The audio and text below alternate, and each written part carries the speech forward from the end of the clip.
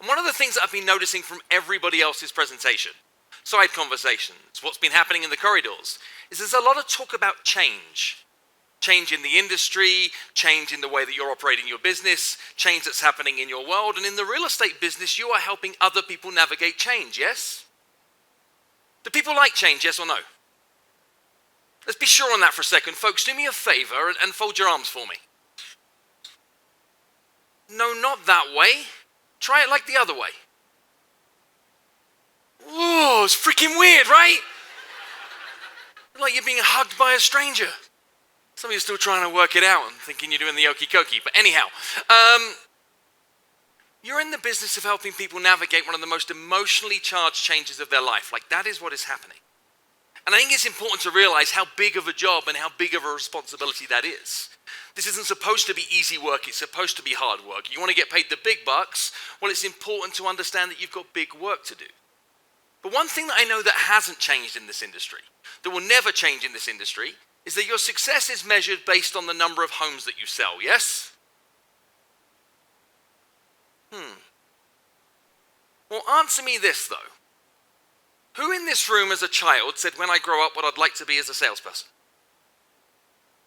I figured as much. Have some fun with me for a second. Throw some adjectives at me, some describing words that would describe a stereotypical salesperson.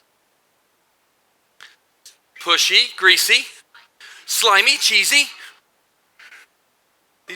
self-serving, manipulative, fast talker, annoying.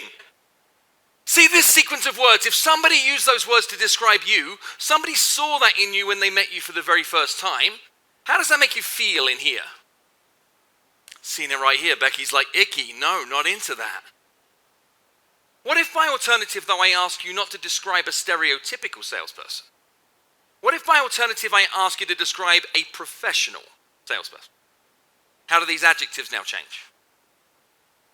Reliable, knowledgeable, confident, resourced, caring, experienced, generous. What was that back there? Transparent, trustworthy. We were a liar a second ago. See that sequence of words? If somebody used those words to describe you, somebody saw that in you when they meet you for the first time, how are you feeling right now? Look at it right here and like, yeah, I'm good with that. Please catch two tiny massive lessons in that example. Two tiny massive lessons.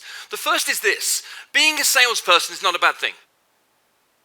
The perception of being a salesperson is what is the bad thing. What that means for sure, if anybody, particularly a client or prospect, ever says the words to you that you are a great salesperson, I hate to break it to you, it's probably not a compliment. What they're probably saying is stop it now, I don't like it. We're not actually in the business of looking for applause for our sales skills. That's not the sign of a job well done today. What we're chasing is something very different. What we're chasing is gratitude. Now I know for sure that there are clients and scenarios you could step into where people will teach you to be more pushy, more slimy, better at telling lies. That's not what we're here for. What we are here for, though, is how can you make more of your conversations count that result in people saying thank you to you at the end of it, and maybe paying the money you asked too. We up for that? I said that there were two tiny massive lessons. The second is perhaps a touch more profound. See, in that example, I changed one word, right? I changed us from stereotypical to professional. And when I changed one word, what did you do? You changed all the words. You saw a completely different image in your mind's eye. Now, if that is true, what else has to be true is could it be possible in many of your everyday interactions with clients and prospects is other people are not seeing what you're saying. They're seeing something different. Does it matter what you said? Does it matter what you meant? Or does it really matter what they saw as a result of what you said and meant in their mind's eye? So you're going to learn in some of our time together today just how pedantic I am at word choices. But before we get on to that and staying in this area of sales, is the salespeople born or made? Well, let me reframe the question a second. What does a 3-year-old do when they want something? What is the first thing they do? First thing they do is they ask, right? Failing that, what do? They ask again And again, and again, and again, and again, and again. And what do they do failing that? Whatever it takes. Who in this room has a 3-year-old or was a 3-year-old?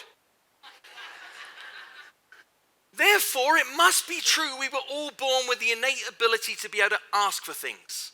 Every single one of us was born with the innate ability to ask. Your success is in direct correlation to the quantity of quality asks that you make in your life. Period.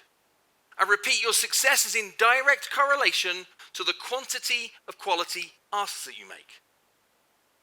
Finish this sentence for me. If you do not ask, you do not get, you do not receive. You know that to be true. Yet still many of you are wishing, waiting, hoping, and praying for things you're not asking for. If you do not ask, you do not get. So what is it that stops you from asking for the things that you want in life? It's funny, I can ask that question anywhere in the world, in any language in the world, to any audience, and I always get one of those same 3 answers. It is either fear, it is rejection, or it is fear of rejection. Any one of those 3 things. Let's deal with this rejection piece first of all. Who in this room has been rejected by somebody they care about in like the last 7 days?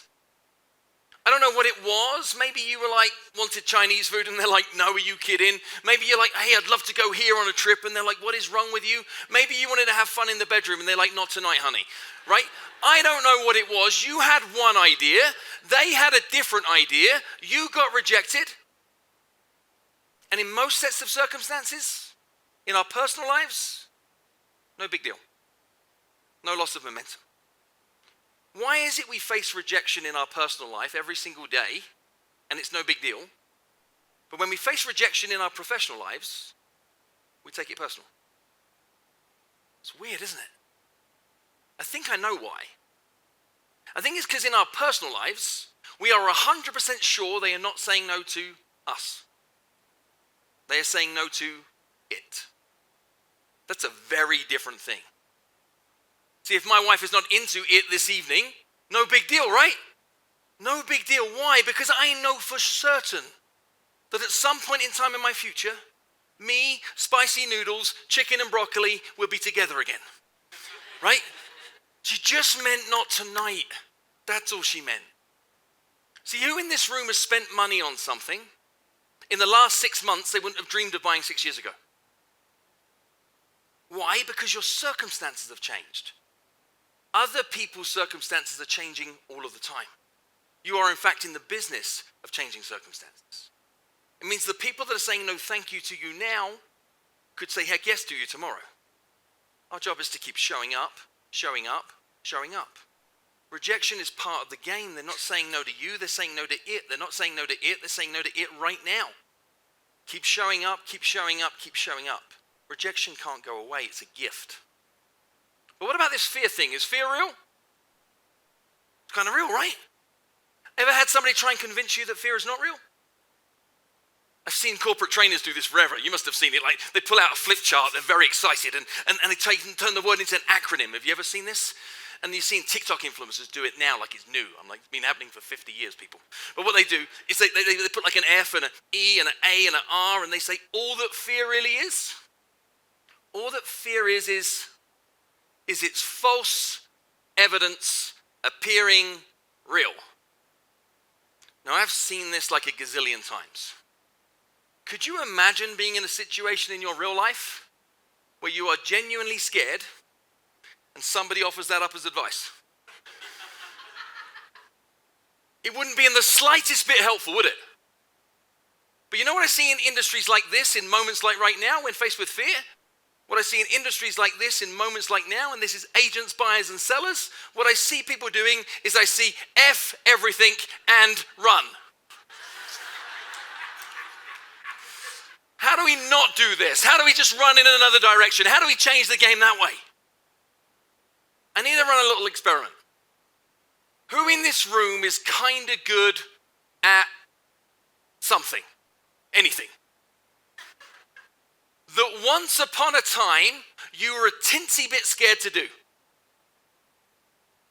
Now, if that is true, what else has to be true? is that fear is the fertilizer of growth. It has to be true. Which would mean if you're not a teensy bit scared, there's a strong possibility that you're not growing. And if you want to grow, what do you therefore need to be? You've got to be able to play scared sometimes.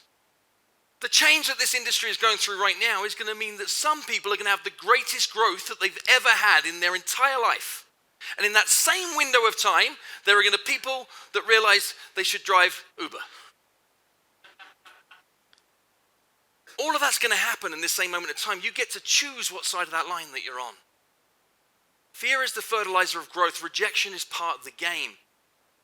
And it kind of brings me to the most important lesson that I wanted to share with all of you here today. And the most important lesson I wanted to share with every single one of you here today is,